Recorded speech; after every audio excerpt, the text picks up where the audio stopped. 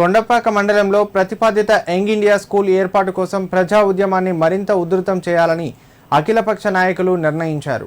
School నిర్మాణ పనులు కొండపాకలో ప్రారంభమయ్యే వరకు తమ పోరాటం కొనసాగుతుందని స్పష్టం చేశారు.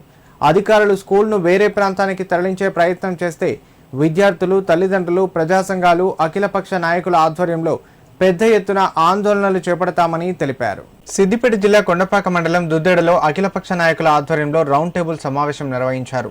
ఈ సమావేశంలో యంగ్ ఇండియా స్కూల్ సాధనపై నాయకులు, ప్రజా ప్రతినిధులు వివిధ వర్గాల అభిప్రాయాలను సేకరించి భవిష్యత్ కార్యాచరణపై చర్చించారు. ఈ సందర్భంగా నాయకులు మాట్లాడుతూ ముఖ్యమంత్రి రేవంత్ రెడ్డి చేతుల మీదుగా శంకుస్థాపన జరిగిన యంగ్ ఇండియా స్కూల్ కొండపాక ప్రాంత భావితరాల విద్యాభివృద్ధికి ఎంతో ఉపయోగపడే ప్రాజెక్ట్ అని పేర్కొన్నారు. ఈ అవకాశాన్ని కొండపాక ప్రజలకు దూరం చేసే ఎలాంటి ప్రయత్నాన్ని సహించబోమని హెచ్చరించారు. ప్రభుత్వం వెంటనే స్పందించి కొండపాక మండలంలోనే యంగ్ ఇండియా స్కూల్ నిర్మాణ పనులను ప్రారంభించాలని డిమాండ్ చేశారు. ఈ ఉద్యమాన్ని విజయవంతం చేయడానికి మండలంలోని అన్ని గ్రామాల సర్పంచ్లు, ఉప సర్పంచ్లు, అన్ని రాజకీయ పార్టీల గ్రామ శాఖ అధ్యక్షులు, వార్డు సభ్యులు, యువజన సంఘాలు, ప్రజలు పెద్ద ఎత్తున భాగస్వాములు కావాలని పిలుపునిచ్చారు. సభ్యులందరూ కూడా ఈరోజు పార్టీలకు అతీతంగా ఇక్కడ రౌండ్ టేబుల్ సమావేశం ఏర్పాటు చేయడం జరిగింది.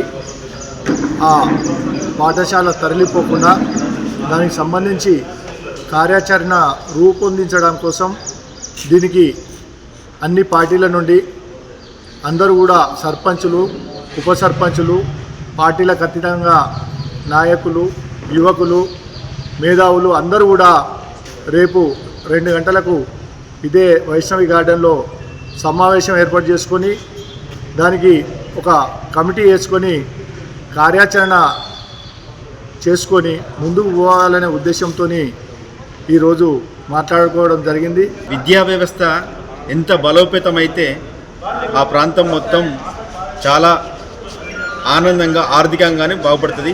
ఈరోజు ముఖ్యమంత్రి గారు రేవంత్ రెడ్డి గారు కొండపాక మండలానికి యంగ్ ఇండియా స్కూల్ను శాంక్షన్ చేయడం, శంకుస్థాపన చేయడం చాలా శుభపరిణామం. కానీ ఈ స్కూలు వల్ల 200 కోట్లతో అంటే సామాన్యమైనటువంటి విషయం కాదు.